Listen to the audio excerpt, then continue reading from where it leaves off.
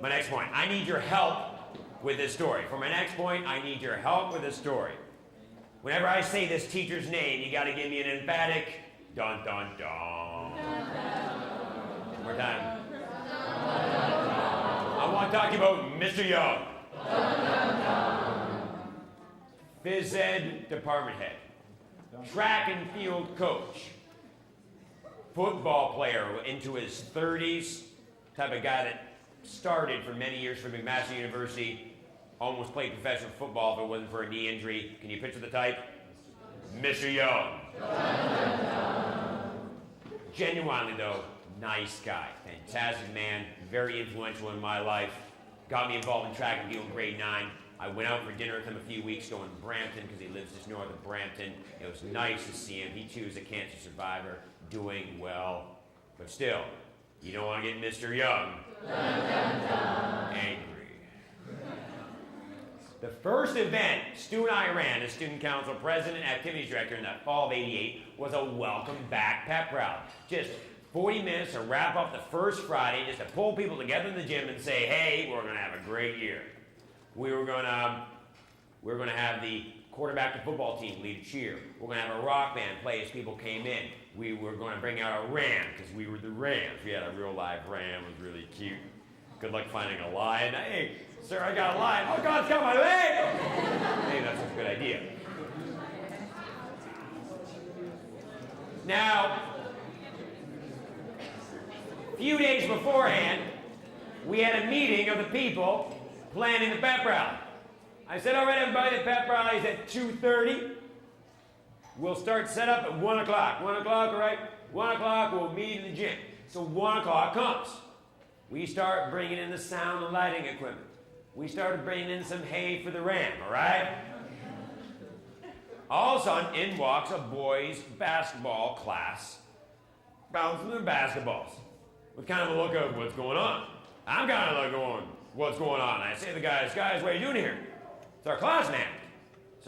I said, whose class?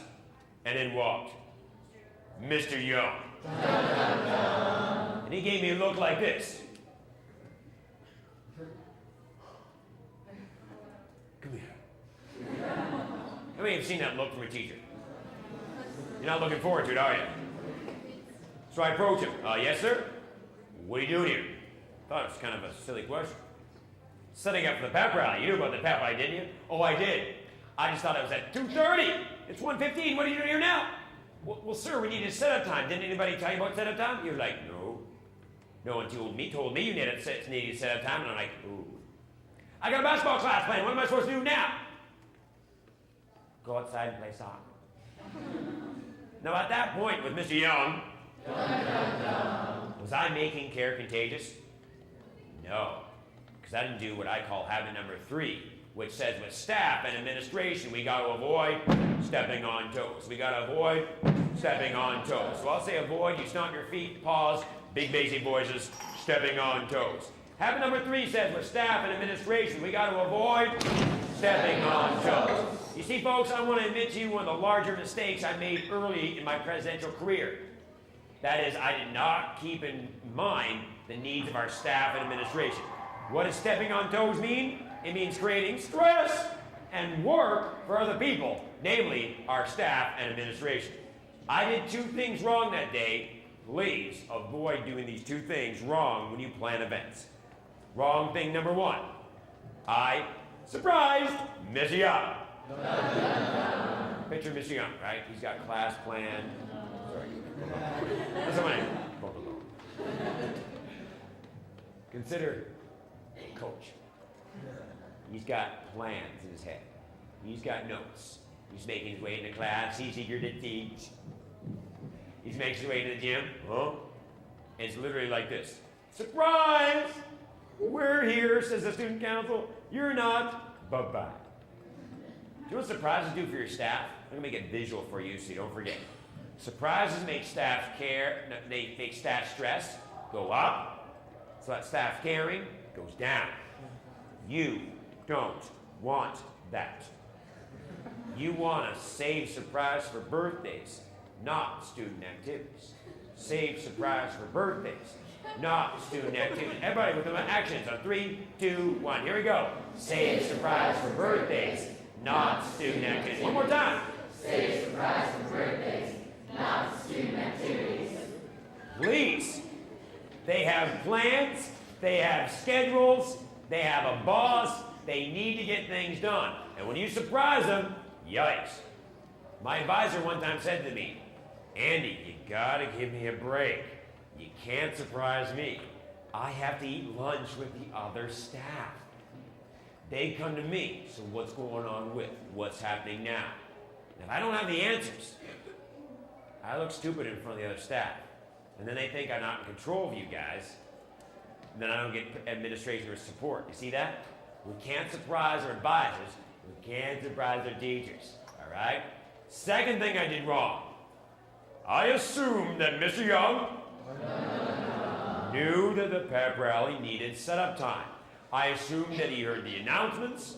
I assumed he read the posters. I assumed he could read minds. He should have known that we'd be there an hour and a half. No, he shouldn't have, right? You see, we had a lot more setup time than in the past. He didn't know we had a live animal.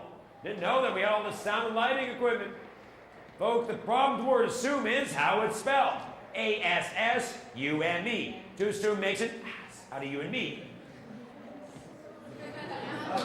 You're all looking at it differently.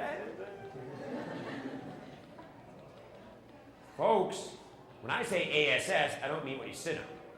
I don't mean donkey, because I've been to Morocco, and let me tell you, a lot of donkeys there. Actually, I made a comment one time taking a videotape. Hey, it's ass parking, because there's all these donkeys in this parking lot, right? It's an acceptable term. I mean, ASS means inconsiderate. Did I come across as inconsiderate to Mr. Young? And does inconsiderate increase care or decrease it? Exactly. So, folks, I did 2 things wrong. Now I do 2 things right. Here's the 2 things that you can do to avoid assumptions and avoid surprises. 1, put on paper. What our student council did from that point forward, we published a leadership calendar. And every month it'd go into the teacher's mailbox. This is what we're doing this month, so they can pull it out. Oh, there's assembly. Oh, there's a conference. Oh, there's a spirit day. Like my wife as a teacher loved knowing your spirit days. My wife bought a school spirit t-shirt so she can wear it on your spirit days. But you gotta give them a heads up, don't you? You gotta give them a heads up. 2, personal follow-up. I should have went up to Mr. Young. What do you think, at least a week before? At least, right? 5 days before? Hey, you know we're in the gym starting at 1 o'clock. Can you adjust to an outdoor class? Hey, can we borrow that room for that meeting? Hey, can we borrow your DVD, VCR, TV combo? Personal follow-up. Do not assume. Finally, to bring this point to a close, do things throughout the year that make your staff smile. Because I want to tell you, smiling staff care more. My wife comes home a few years ago, because my wife taught high school French for several years. I said, sweetie, when do you want dinner? She said, not for a little while. I'm still eating the cupcakes that yearbook left out in our student council, in our staff room. I said, that's so great. They stole my idea from the workshop I gave at your school a few months earlier. This is what I told the student council at her school there in Woodstock. I say, once a month, do something for all the staff that makes them smile. Doesn't have to be big or expensive, though sometimes it could be big. But what can you do once a month to make staff smile? And they took an idea I had heard many years ago called Food Fridays. Every group in your school gets one Friday. Every basketball team, volleyball team, cross-country team, student council, choir, every group gets one Friday. And it's their job to put food for free in the staff room. Most of your schools have enough groups to go every other Friday, and some of you big schools, maybe every Friday. Right? Because that's only 40-ish, maybe 40. Mostly by the time you add up your teams and all your clubs, now you have an event once a week. And your group has to do it how many times? Now some of you are in more than one thing, but hey, and they put food for free. So a football team puts out a block of cheese with a knife in it. Eat it! Or I will! I like cheese. I like it a lot. While the cheerleaders of the senior girls volleyball team, they have a brownie making party and they put out brownies. While it sounds incredibly stereotypical, that's exactly what happens. Girls teams bake it and make it. Guys teams realize that morning, crap, we didn't do a thing, they buy it as fast as they can. Here's the thing, now you gotta invent once a week. Take a jar. Me and Stu were at a school in North Dakota many years ago. Take a jar, this is what the principal did. He put every staff member's name in it. Every holiday, every assembly, he drew for prizes only staff could win. What can you do once a month? I walk into a school, all the teachers are reading the Valentines they got on Valentine's Day. Here's a statement. It was their mascot. They did it up in the computer saying, "We love it that you're at our school." Get it? We love it. Yours.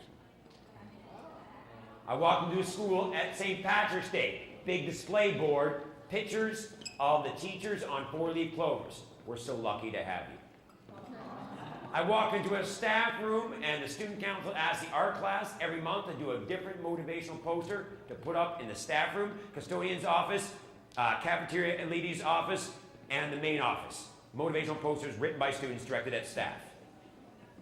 What can we do once a month to make our staff smile? Because if it weren't for staff, we would be at the conference, correct? What can we do? And finally, say thank you.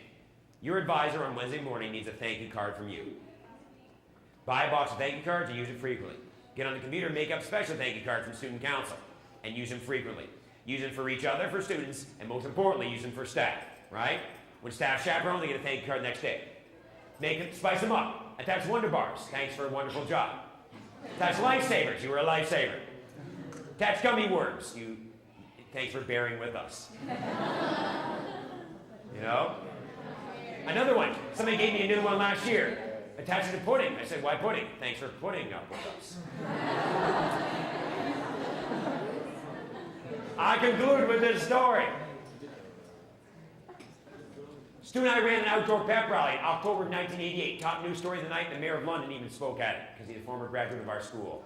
1,600 people, fireworks show lasted 1 minute, cost $1,000. Football team came stampeding out of the back of a 48-foot transport truck. Why? Because I thought it would look cool. So I just asked Coke to borrow a truck, and they dropped it off because they thought it was good promotion having a big Coca-Cola thing there in front of 1,500 people and the news. The custodians stayed late to help us clean up. I knew how custodians worked. The shift ended at 11. It was 12:30 before they finally packed it up. I said, "You know what? We got to recognize this." So we did a big cardboard thank you card. "Thanks, custodians, for all your work," and we all signed it. We gave it to them. That was October. June, my last day of high school. Your last day of high school is one of the strangest days of your life. Happy, sad, it's all rolled up into one. I go in the office to thank the custodians for everything they did that year. As I stand there, I realize that the thank you card is on their wall. And I realized something. Every time the call came down from the office, "Student council needs your help," the words "thank you" from the student council was glaring at them from the wall. And they made their way down to help us out. In 1993, me and Stu finally spoke at our old high school together. We go in to see Mrs. Dunn, the head secretary. We're chit-chatting away with her. I look at her bulletin board, I say, "I see you keep all the thank you cards you get across from the years." She looks back and without a word of a lie says, "Well, that's not across the years, that's from 1 year. The year you guys were in charge." And sure enough, there was 5 on there. All from me and Stu and the student council. And it told me 2 things. One, they were so important to her that she kept them up after all these years. And 2, she had got none since. Even though she was head of secretary, which means with the student council, she was the main person as the co-signer of all of our checks for all of our events. You know what I'm talking about with your own head secretary. Folks, don't let that happen in your school. Thank you cards, thank you. 1 event a month that makes them smile. But avoid 2 things. Assumptions, because they make it out of you and me. And save surprises for what? Birthdays, and not student activities. So please stand up to bring this to a close. I'll say to you, with your staff and administration, we got to avoid, you stomp your feet, pause, stepping on toes. With our staff and administration, we got to avoid stepping on toes. Because if I don't do it, no one else will. 2 words, they involve clapping, bring it to a close, and dexterity check.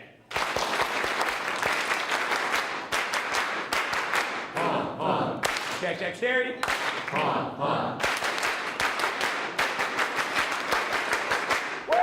Go make care of good data. Thank you very much.